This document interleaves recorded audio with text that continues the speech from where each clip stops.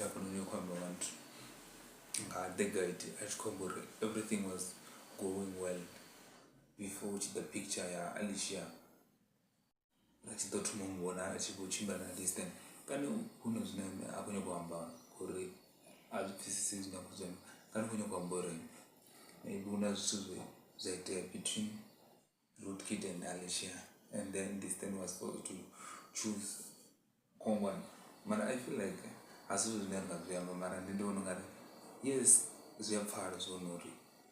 Ugabana say along a chanda, Rootkid, or a visitor to Alicia Palan. Says a little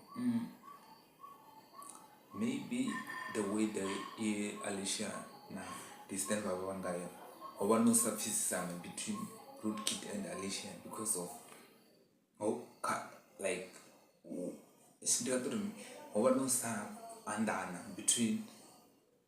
Rootkid and Alicia, and this then was forced to uri decision or rukunanga between everybody and then Alicia. But I feel like if was then I feel like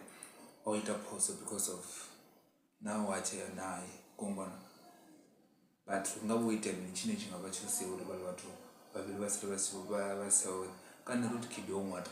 mara atikuri omwata. It's just that ungaba uri maybe Rootkid obona uri achapushiwa the way yavachipushiwa ngai before Alicia achida ka picture ngongwana ndibona ngati ndiyo reason yoitisa uri naye afisira kungwana or maybe even like a split sheet, this one is not all says because this split sheet over no sanya kupana zitsirete chabote kungwana maybe although nyango chuma no nyakorobana because of Alicia wachu panga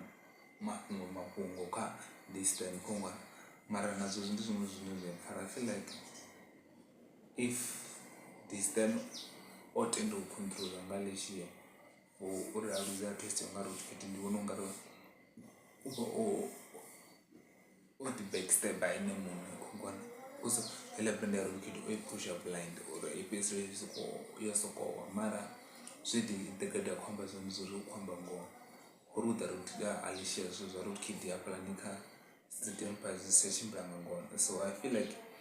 unanje alonga chanda one Alicia or Rootkid yafisira kuva pala pitu because unonga alonga chanda